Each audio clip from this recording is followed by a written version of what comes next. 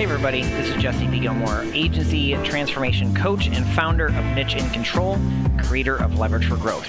And I'm Lucas James, founder of Twiz.io, which scaled from $0 to $200,000 a month with my own agency. We are the hosts of Leverage for Growth podcast agency leverage episodes.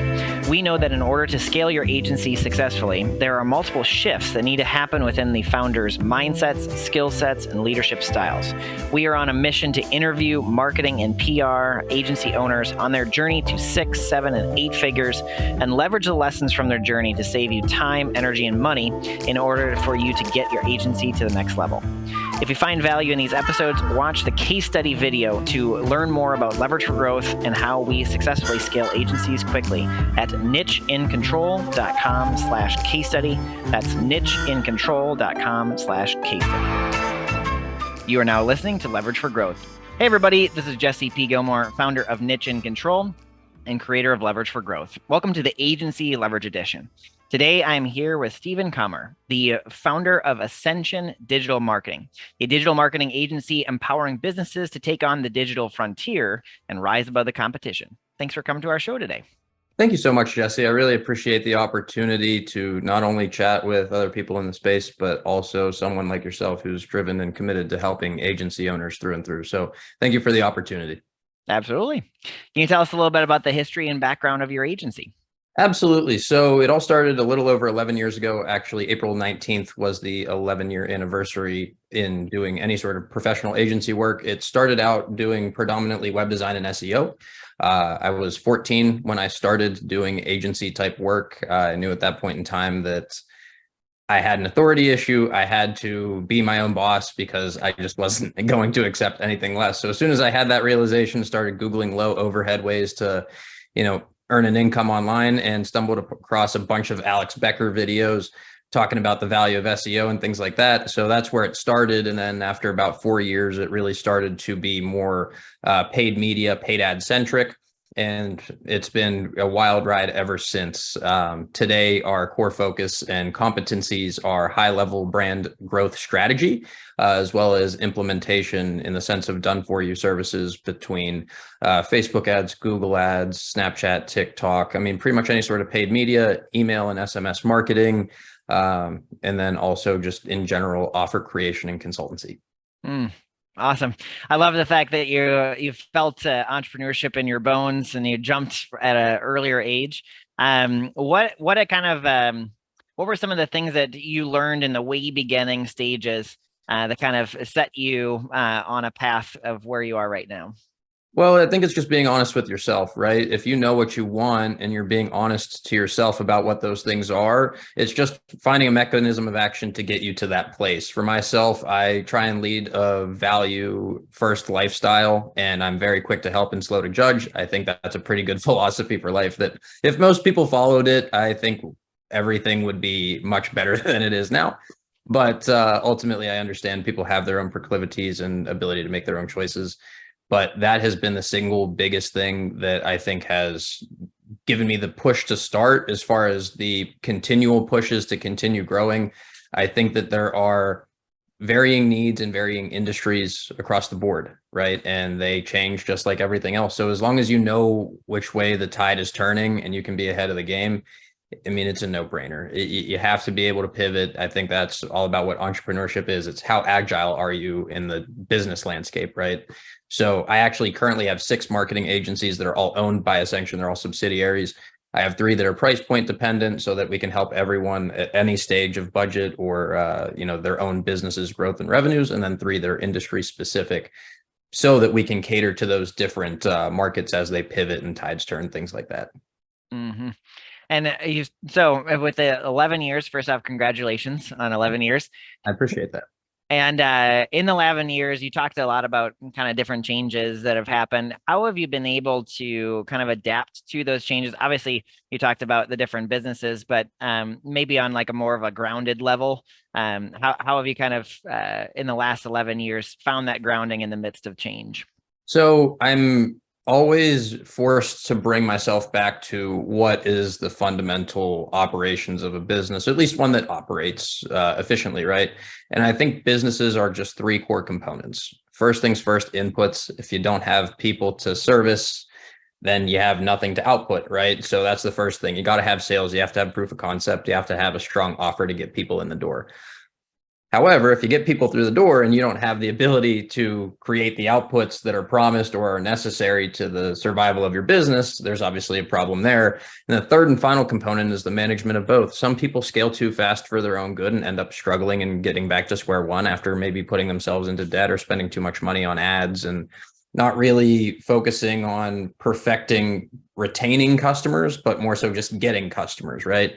And I think that the thing that separated myself from a lot of agency owners in the past is I did it for myself first, for people in my network for free, so that I could get the skills and chops necessary to actually justify doing it to people that I don't know for money, right? I don't think enough people focus on perfecting the inputs and the offer and the outputs and the skill set to actually be able to create anything that's manageable for creating an actual business.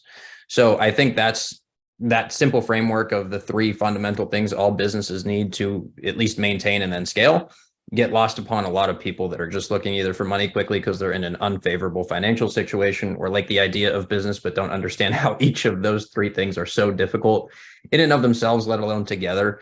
And I also think people are not as trusting as they should be. I myself have been burned a lot of times by employees with seemingly good intentions that ended up not being the case. And likewise, I have had people that, had a great time working with me that ended up growing to do different things, which I can't hold them back for doing, right? I can't hold that against them. So bearing that in mind, it's just about managing teams, managing expectations, managing customers' expectations, and then creating a sense of homeostasis through that entity that you want to last forever, or at least until you exit or whatever your plan is. Mm-hmm. And two main things that kind of came to mind when you were saying that. One of them, simplicity. So you took all of business and broke it down into three pillars, which was awesome. And then the other part was based around mastery. This leading towards or leaning on continual learning and continually being able to do it for yourself before you're doing it for others. I wonder how, because I'm also kind of like a daily discipline person. So like, how are you able to manage 6 businesses, keeping things as simple as humanly possible in the midst of, maybe a world that's very complex? So it starts with systems and people are a part of that system, right?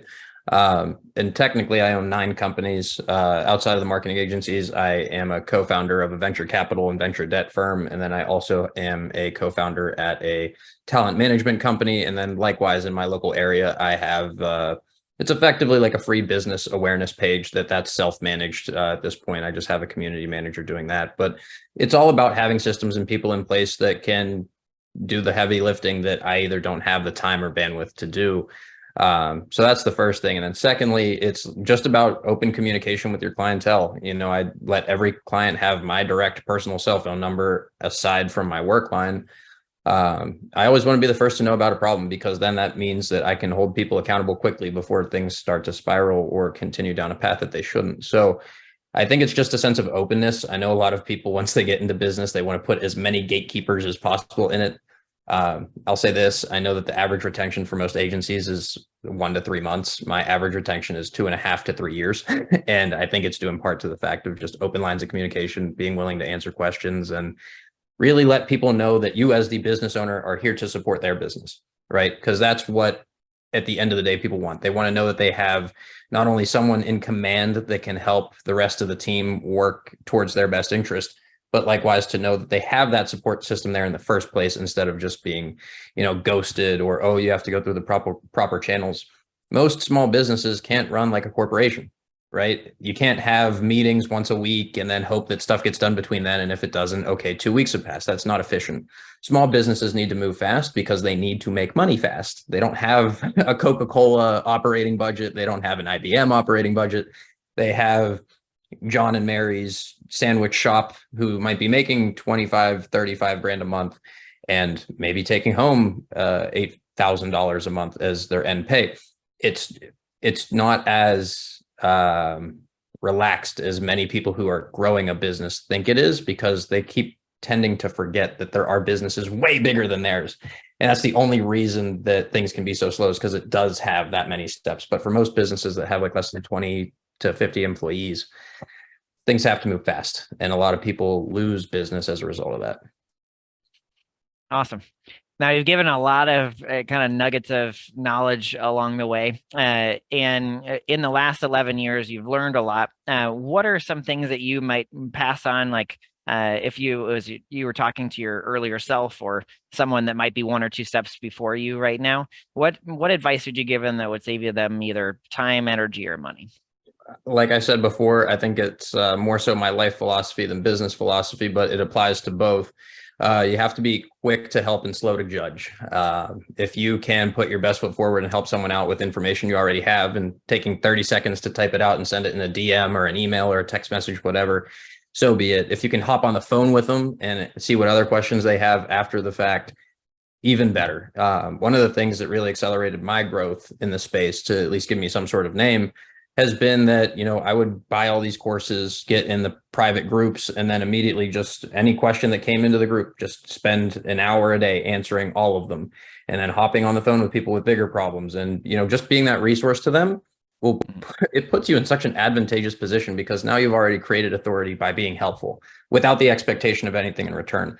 And the best part about that is, if there was something that they had a question about that I didn't know, I went out of my way to learn it. That helped me grow and give them the information that they didn't have to then spend the time doing. And I'm better off for it, more so than they are. They've just had the convenience that they didn't have to do it themselves, because not everyone knows intuitively where to look for that information. Mm-hmm. Awesome. And what are you focused on right now? What's a success for you maybe in the next 1 to 3 years? So I am actually trying to pivot a little bit, given the state of the economy. My lowest tier agency, price point wise, dirtcheapads.co, I'm transitioning into a consultancy, because a lot of businesses who are startups that are bootstrapped or have limited funds for bigger marketing initiatives, I want to be able to turn that into more of a consultancy where they're paying for time instead of services.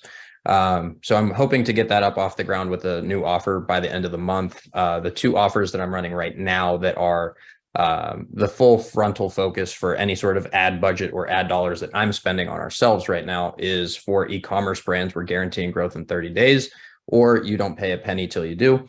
And then same thing with aesthetics clinics, med spas, chiropractors, dentists, what have you, anything that's kind of in the realm of cosmetics. We are offering 100 patients in 100 days guaranteed, or your money back. So we are 10 for 11 right now. So that being said, it's been going pretty well. Awesome. And what's the best way for people to get in touch with you? Or do you have any offers for them that they could take advantage of? And I think you talked a little bit about that. But 100%. Please feel free to get a hold of me on Instagram via DM. My Instagram is just my name. It's at Stephen Kommer, STEPHENKOMMER.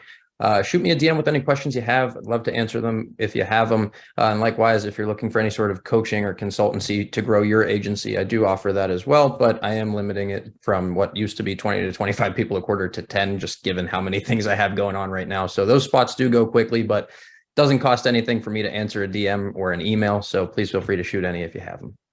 Cool. And for anybody that's listening, I will put the links to Stephen in the show notes. And I just want to thank you very much for being on the show today. Thank you so much, Jesse. I really appreciate the time.